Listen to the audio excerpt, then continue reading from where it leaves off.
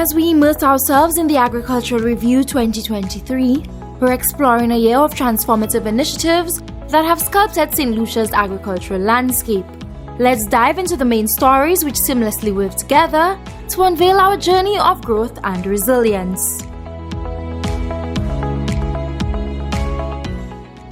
A vision for a major transformation within the industry materialized as the Ministry of Agriculture introduced a revised agriculture policy framework and strategy, igniting change to reduce the island's food import bill, invigorate agri-food fisheries livelihoods, and make the sector more appealing to the youth, while simultaneously addressing ongoing challenges and threats to the sector such as climate change, limited fiscal resources, and the need for increased productivity and competitiveness. This policy is supposed to run from the year 2023 to 2030 in tandem with the 2030 Sustainable Goals Development Agenda. Therefore, the Ministry is ensuring that we meet those international milestones and the commitments that we signed up for.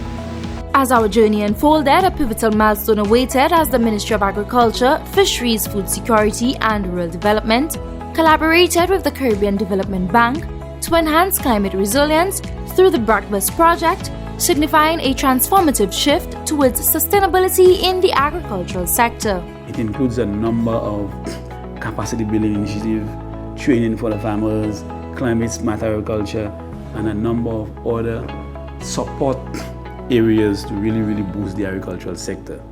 And based on my discussion with the colleagues from the CDB, they were very happy with where St. Lucia is at this time. The Division of Plant Research and Development hosted a workshop for exporters, which served as a pivotal platform to comprehensively understand potential challenges and learn effective management strategies.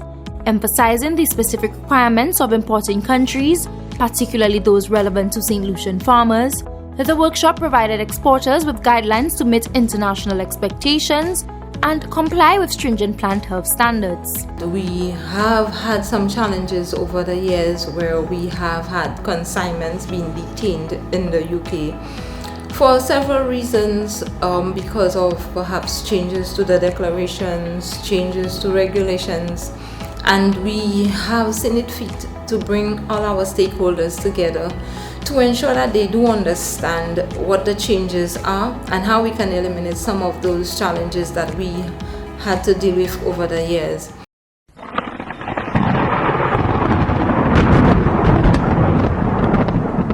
The agriculture sector bore the brunt of Tropical Storm Brett. The industry suffered substantial losses and disruptions across various subsectors, the banana sector being the hardest hit, suffering an estimated 75% loss. In response, the Ministry of Agriculture initiated a comprehensive assessment to quantify the damages and develop effective strategies for assisting farmers in their recovery efforts. We had a situation in Region 4, that's Micoud, where 1,400 chicks, 2 weeks old chicks, were completely lost by that farmer. 18 greenhouses were damaged. We had 41 acres of vegetables that were also impacted. Also, the CMOS subsector, you know how the tide was, and a lot of the damage was on the Atlantic side, which is where we have most of our CMOS farmers, and a lot of those farmers suffered damage as a result of the storm surge. So the agricultural sector is in a bad situation, especially our banana sector, where we were struggling a bit to meet the demand of the regional market, where we are expected to supply about 15,000 boxes per week, and we are only half of that.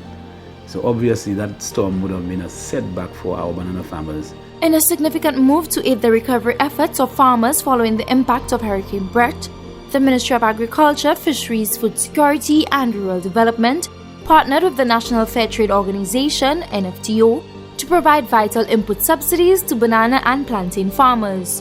This collaboration signifies a momentous step as the government extended its support beyond conventional boundaries, recognizing the pivotal role played by plantain farmers in the agricultural sector.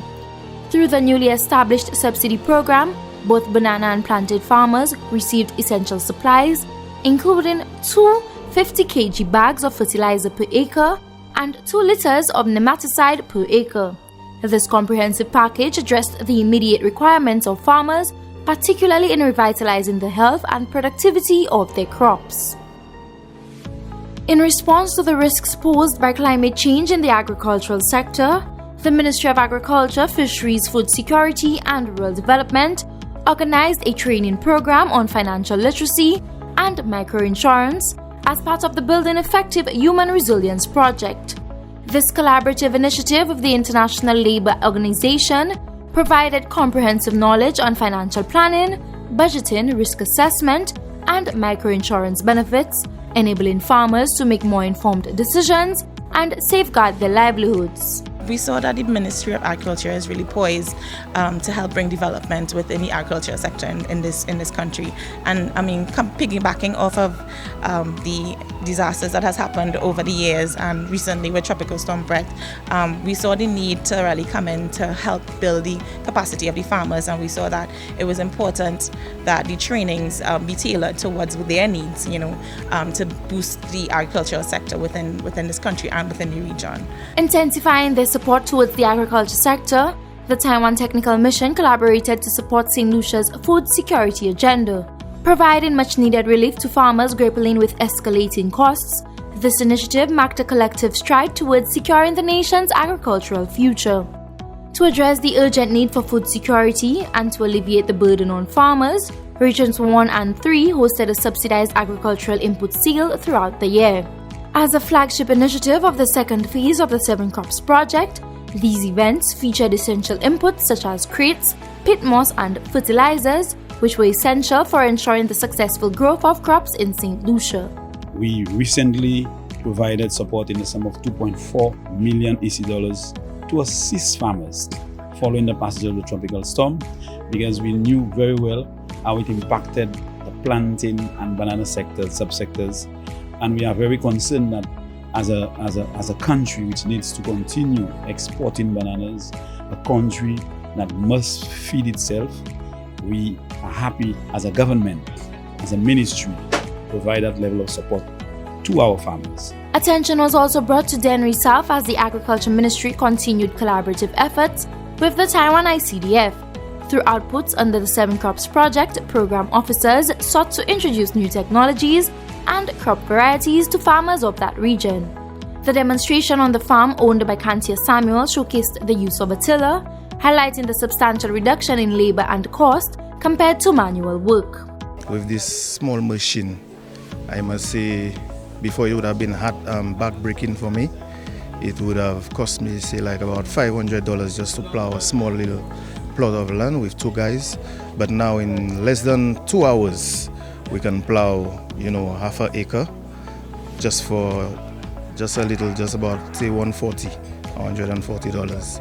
On a neighboring farm, a trial was also observed in which the 7 Crops project introduced new varieties of cucumbers to farmers. We are not trying to beat the varieties, the existing variety, which is Tropicuke. We are trying to compare to see if the consumers can prepare their dishes in a different way according to the characteristic of different varieties. Responding to the rising demand for ripe bananas, the banana sector's capacity expanded as the Agriculture Ministry officially transferred management of a banana ripening facility in Lakai Dennery to the National Fair Trade Organization, a move anticipated to have a positive impact on the entire supply chain, from farmers to consumers, by promoting fairness, sustainability, and quality in the production and distribution of bananas. The handing over of the ripening facility signifies a strategic move to enhance the banana industry by adding substantial value, responding to the robust demand for ripe bananas at both local and international levels. But if we understand the nutritional value of ripe bananas, the role that ripe bananas play in terms of food security, you would understand the importance of this ceremony today. And I want to urge the NFTO to take full advantage of this opportunity, use it as a new revenue generating project to be able to allow the NFTU to become more sustainable. The Department of Plant Research and Development ran full steam ahead of its regional counterparts in building sensitization and awareness of the impact of the banana Panama disease tropical race 4, TR4, a destructive fungal pathogen that poses a significant threat to banana and plantain crops. While this disease is not currently on island, local specialists deemed it necessary to equip banana farmers and industry stakeholders with the capacity to identify and effectively manage the virus should it pose a threat to the subsector. One intervention was the hosting of a tabletop simulation exercise, which brought key stakeholders together to create a coordinated response plan, enabling the country to react swiftly and effectively to prevent or manage any potential TR4 outbreak. After this simulation exercise, we will go back to the drawing board to ensure that we can close those gaps, look at all of the areas that we need to strengthen in terms of our training of our extension officers, training of farmers, training, continue our communications out there, let persons know of the disease, let persons know of the risk of moving plant material and the need to inform the Ministry of Agriculture before they do so. Also, we have developed a new portal on our web page where persons can go in and download information on TR4, any information that they would love in terms of how to safeguard their farms. We have populated this website a bit, and hopefully it can help farmers, travelers, extension officers, students, everybody, to ensure that we keep St. Lucia free from TR4.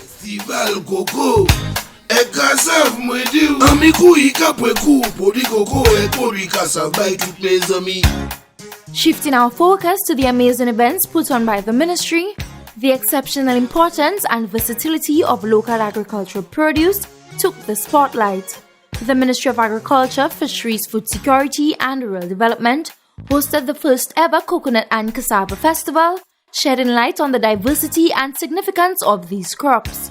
The festival showcased the creativity and dedication of local farmers, artisans and entrepreneurs, offering a glimpse into the diverse uses of these locally grown products.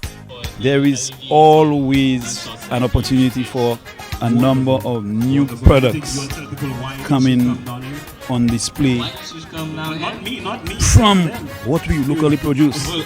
But my concern is I do not want to see those products only when we have a festival. I want to see them on the supermarket shelves, in the small shops, in the local, in the communities where our kids and other persons can access them. Shifting from coconut and cassava to cocoa, the sector stepped into the limelight as the Agriculture Ministry, supported by the Taiwan Technical Mission, in a vibrant celebration of World Food Day 2023, hosted a cocoa festival in the picturesque town of Soufrière, where cocoa enthusiasts and the wider public gathered to celebrate the country's rich cocoa heritage through a wide array of activities, including live cooking demonstrations and local musical entertainment. So I am very pleased at the projects that we have within the Ministry of Agriculture and supported by the Taiwan Mission to cause us to expand our acreage for cocoa, because the quality of cocoa that we have here in St. Lucia is one of the top quality cocoas. So let us appreciate what we have and let us ensure that we protect that crop. I vividly remember that in late December of last year, Taiwan government extended our funding support to the government of St. Lucia in implementing 9 pivotal national development projects. Among them was the cocoa sector enhancement, aiming at improving the well-being of the people of St. Lucia. Today, we stand here not only to celebrate St. Lucia's rich cocoa heritage, but also promote local products and sustainable agriculture practices. The flourishing cocoa industry, along with the ongoing ministry efforts within the sector, is expected to significantly enhance food and nutrition security and safeguard the health and well-being of our citizens of St. Lucia, as highlighted by the Ministry of Agriculture's Cocoa Festival. With the overarching goal of ensuring food security and creating sustainable livelihoods for all stakeholders involved, efforts were also made by the Ministry of Agriculture, Fisheries, Food Security and Rural Development to underscore the importance of the agro-processing sector in national development. A meeting was held with agro-processors across St. Lucia, providing comprehensive insights into the prevailing dynamics of the agro-processing industry. A lot of what we produce here are exported, but we have to import them back into St. Lucia, and we must do better than that as a ministry, as a government. There have been a number of calls to me. Why is it we have so much citrus wasting all over the place? We have mangoes wasting all over the place, but yet we import a lot of those products. I believe it is time for us to take stock of what we grow locally and find new innovative ways to get into small manufacturing plants that can make those products easily available to us locally.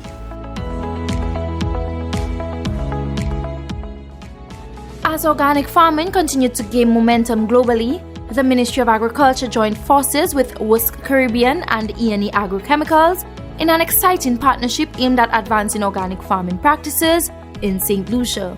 The partnership explored the efficacy of these inputs as an alternative to traditional chemical fertilizers and pesticides, with a focus on promoting sustainable farming practices. What we are hoping to happen here is have the testimony from the farmers who are using these products, because we heard some testimonies earlier on from 7 tons to 14 tons or 7 truckloads to 14 truckloads of watermelons being harvested from these fields. And here we are trialing watermelons, but the other areas we're trialing other crops like cucumbers.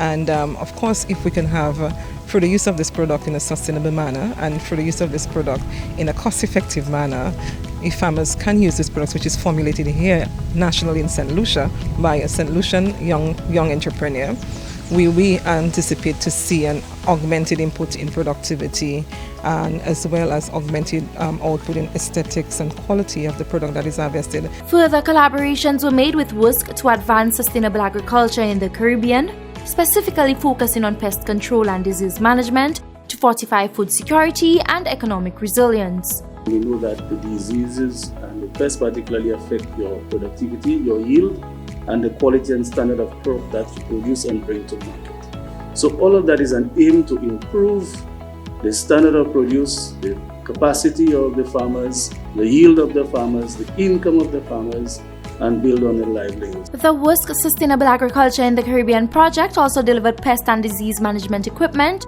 to the Ministry of Agriculture as part of the ongoing commitment to enhance the agriculture sector's capacity and supporting the implementation of farmer field schools locally. Focused on managing pests like the sweet potato weevil, diamondback moth in cabbage, and white fly, along with bacteria wilt in tomatoes, the program equipped producers with environmentally friendly pest trapping tools. We are elated to note that the SAC project aims at creating transformative, gender and youth inclusive, climate-smart agricultural markets that are sustainable, profitable and competitive with undercurrent and future climatic threats. This approach will provide a holistic perspective to managing the risk of climate change by addressing the adaptation needs of grassroots actors. The Agriculture Ministry was in receipt of inputs and equipment from the Taiwan Technical Mission as efforts were made to address the shortcomings of the agriculture sector. The second phase of the 7 Crops project, a joint collaboration between the Agriculture Ministry and the Taiwan Technical Mission, is in lockstep with CARICOM's 25 by 2025 initiative, which is aimed at reducing extra-regional agri-food imports by 25% by 2025. The 7 Crops project handed over inputs as well as battery-operated small machinery to the Agriculture Ministry as part of their efforts to create a more sustainable and appealing agriculture sector. The handing over ceremony also saw the recommencement of seedling production and distribution in an effort to further bridge the gap between supply and demand. Another milestone was achieved as the Ministry of Agriculture and the Taiwan Technical Mission, through the 7 Crops project, teamed up with Massey Stores to train 20 Massey Stores staff in the receiving and dispatch of containers, setting a benchmark for food safety on the island. Over a 6-week program, participants were equipped with invaluable expertise that will not only uphold, but further enhance quality and efficiency.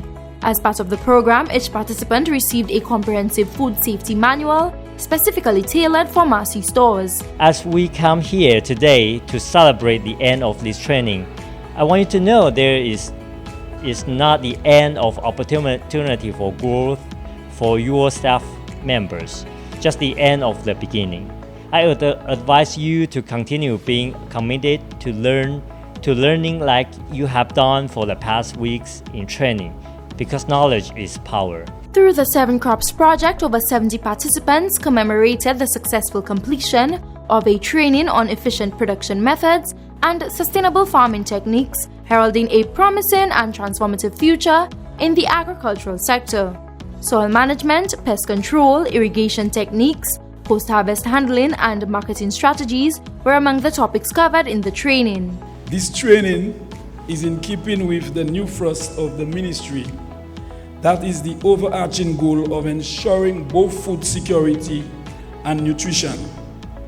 Therefore, your added collective contributions are essential for improving the food security status of our nation. Another area of training included aquaponics, which was brought to the fore as another innovative way of ensuring food security. The aquaponics training program, led by technical experts of the Taiwan ICDF, was designed to provide participants with an understanding of the sustainable and symbiotic method of farming that combines aquaculture and hydroponics, including its basic principles, benefits, and practical applications. The program culminated in a graduation ceremony where approximately 50 successful participants were awarded certificates of completion. A general technical cooperation agreement between the Inter-American Institute for Cooperation on Agriculture, ICA, and the Taiwan International Cooperation and Development Fund, ICDF, is set to usher in a new era of economic and social development, offering opportunities for the agriculture sector. The signing ceremony underscored the commitment of both ICA and ICDF to address the specific needs of the nation efficiently, leveraging their expertise in agriculture, technology, natural resource management, and technical cooperation to drive regional progress. The agreement covers a wide range of areas of cooperation with particular emphasis on the development of value chains and clusters, food safety and quality and management systems, technology transfer, climate-smart technologies, and building innovation capacity.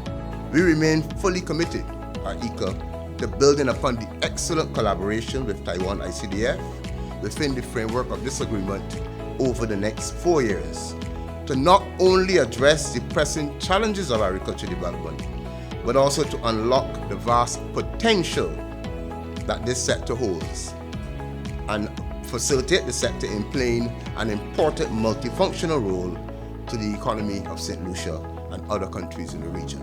In a dynamic effort to strengthen agricultural development with a special emphasis on women in the agriculture sector, the Ministry of Agriculture, in partnership with ICA and the Taiwan Technical Mission, initiated the transformative Where Women Bloom, supporting sustainable livelihoods for women and youth through capacity building and inclusivity in the mushroom industry project. Under this innovative collaboration, 25 women have been equipped with the essential skills in small-scale mushroom production and the operation of mushroom growing units. The partnership of the Taiwanese Technical Mission in support of sustainable livelihoods through a focus on producing real impact with women, their capacity building and promoting inclusivity in market participation and industry representation has been welcomed by ICA. The project, Where Women Bloom, is predicated upon the realization that small-scale and sustainable mushroom production provides an opportunity to local farmers to diversify their production and to invest in the rural milieu with potential for high return on investment. During the certificate ceremony, each participant received a certificate of completion, and the participants were provided with mushroom care kits, symbolizing the project's practical approach to ensuring continued success. We know the supportive function of women in the home economy is critical to food and nutrition security, youth and elderly health and well-being, as well as providing value-adding functions at the home level that both improve rural household serving while stimulating the local economy. The Soufrière Fishermen's Cooperative Society Limited, through an MOU with the government of St. Lucia, assumed ownership of the fisheries facility originally constructed by the government of Japan in 2003. Outfitted with a conference room and office, reception area, shop, assembly area, wharf, locker rooms, washrooms, ice machine and a workshop, the Soufrière Fish Landing Facility will serve to promote food security by enhancing the aesthetics and livelihood systems of the Soufrière community. The Agriculture Ministry continued its close partnership with the Food and Agriculture Organization (FAO) to advance food security and foster healthy eating habits among school children. As part of the school feeding program, several initiatives have been implemented, including an agricultural field trip for primary students aimed at promoting the benefits of locally produced foods. A cohort of primary school students received a unique learning experience as they embarked on an agricultural field trip to the Roseau Valley area. We're hoping that whatever the children plant, they will be able to eat. So their supplies will go directly to the school's kitchen, and they in turn can, so they wouldn't have to buy as much local produce, because just last year we updated the menus to include at least 80% of local produce. So school by school, we're trying to achieve that through our own gardens, our own kitchen gardens in the schools. Throughout the year, the Department of Forestry has showcased unwavering dedication to fostering sustainable environmental practices, marked by the series of pivotal events and collaborations. The collaboration between the Water Resource Management Agency and the Global Environment Fund's Crew Plus culminated in a crucial workshop refining wastewater guidelines. The primary goal of the workshop was to involve stakeholders from multiple sectors, presenting the draft guidelines for their feedback and validation, with participants from fields such as agriculture, water resources, hospitality, and youth, among others, ensuring a comprehensive and inclusive approach to wastewater management. This collaborative approach ensures that the guidelines align with the practical needs and requirements of the users, effectively guiding them in sustainable wastewater management practices. Building on the momentum from wastewater initiatives, St. Lucia fervently marked World Wetlands Day with a dedicated cleanup campaign. This collective effort, involving the Ministry of Agriculture, private sector entities, and local community members, not only highlighted the urgency of waste management, but also accentuated the ecological significance of wetlands. We want people to understand that when they throw garbage into the rivers, that it comes down and it accumulates in the wetlands, where because of the roots of the system, they trap the garbage in there, and that can cause a lot of flooding in the area. In commemoration of World Wildlife Day, efforts to protect endangered species have received a significant boost with the handover of a new breeding facility for the critically endangered endemic snake species, the St. Lucia racer, also known as the Kues. The collaborative effort involved the Department of Forestry, Flora and Fauna International, Durrell Wildlife Conservation Trust, the St. Lucia National Trust, and other sector agencies, and signals a growing momentum to preserve the world's threatened wildlife. Conservation always have two sides to a coin, like a coin, it has two sides. One side, and I'm just going to get a bit technical, is to say that it is in situ conservation, and that is where conservation of the species where it exists, and that's Maria Island with regards to the racer facility. The other side is ex situ conservation, is conservation where you take it out of the natural habitat and bring it into some form of captivity for conservation. And this was really needed for the racer because of the fact that it was critically endangered, and if nothing was done, this species would have been reach its demise and be extinct. Keeping on the theme of ecological preservation, St. Lucia's Water Resource Management Agency took proactive measures during World Water Day. Through an enlightening open day event, the community was engrossed in interactive sessions emphasizing the imperatives of water conservation.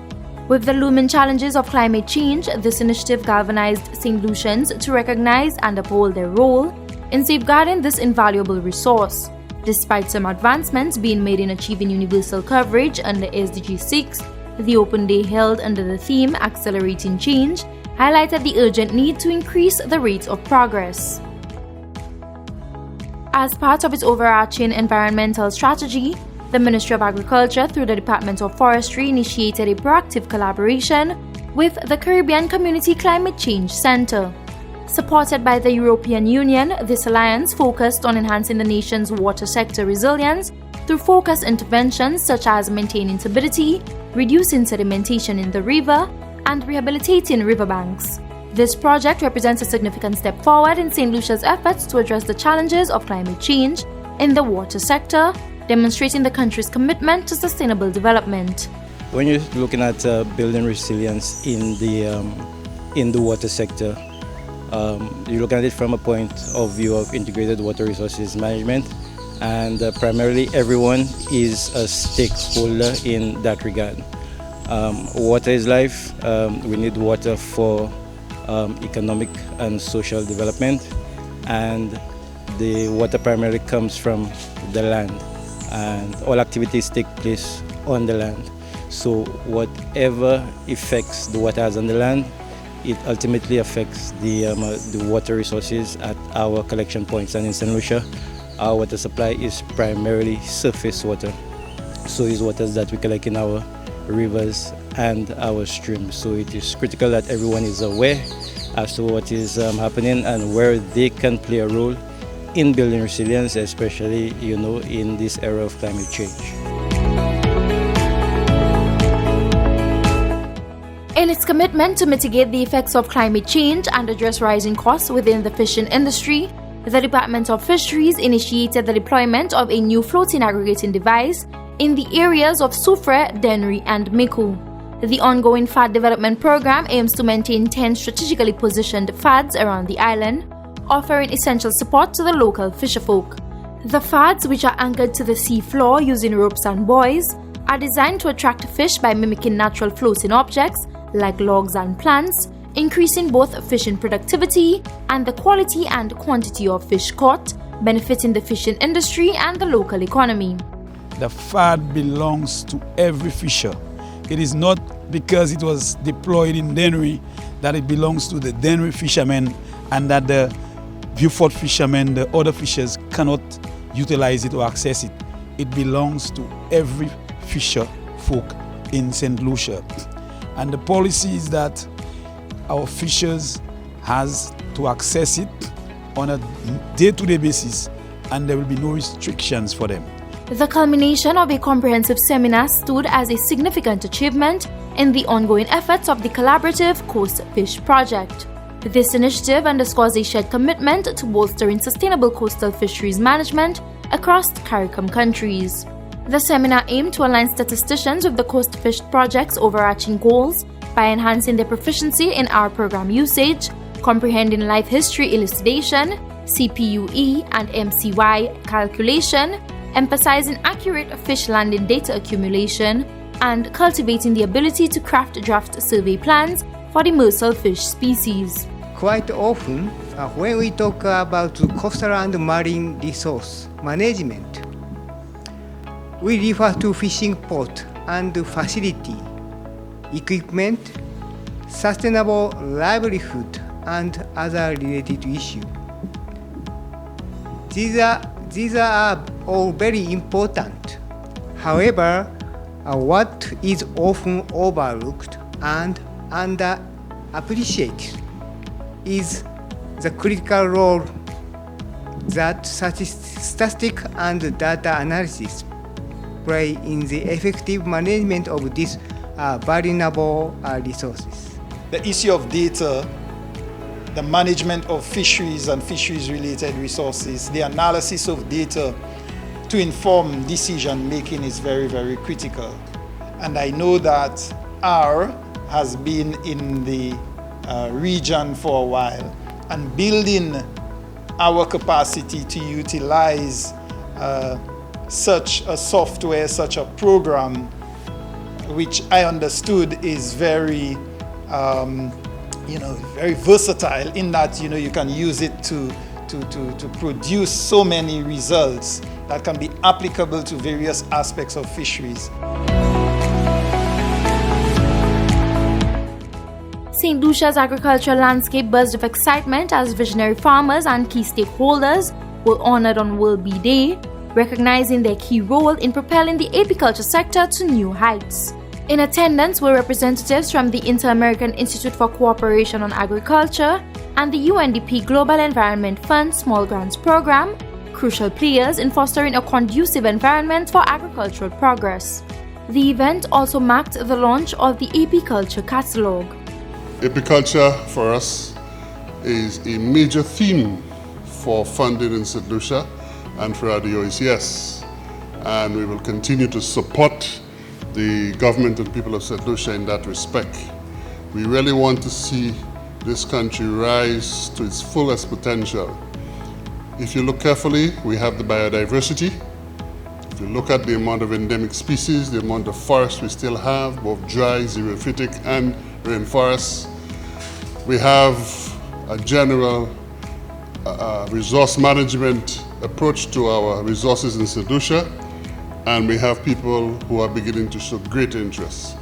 We need to stir that pot even further, and we need to attract more people. Continuing with proactive moves to enhance the productivity and efficiency of apiculture farmers, the Ministry of Agriculture launched an 8-week farmer field school program, empowering farmers with practical knowledge and skills, addressing production deficiencies and promoting sustainable growth through theory and practical exercises covering hive management, beekeeping best practices, disease control, honey harvesting, quality standards, and marketing strategies.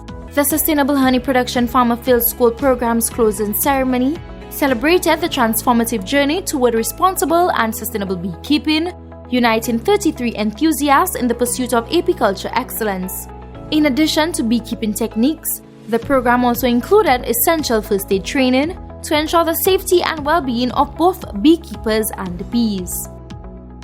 The prevalent challenges within the pork subsector were also highlighted as the Ministry of Agriculture, Fisheries, Food Security and Rural Development, in collaboration with the Food and Agriculture Organization (FAO), undertook an extensive assessment delving into the current state of the pork and ginger subsectors. Key stakeholders came together to examine the value chain and to proactively tackle the issues plaguing the sectors. An analysis of our food import bill shows that the import of meats are only second to agri-processed foods. And among agri-processed foods, juices are among the highest we see on the import bill, with the import of pork and chicken being dominant. Further, in keeping with our CARICOM 25 by 25 commitment, I think Mr. Jagison tried to reference that, of reducing our food import bill by 25% by the year 2025, we have deliberately focused on the pork value chain to reduce the imports and enhance our food security. As we conclude our Agricultural Review 2023, these stories form a tapestry of initiatives that have shaped St. Lucia's agricultural narrative, from workshops and festivals to strategic collaborations, making headway for more improved streamlining for food security efforts in the overall ministerial work program. Each event is a testament to the resilience, growth, and collective dedication within the nation's agricultural community. Until next time, this is Anicia Antoine signing off.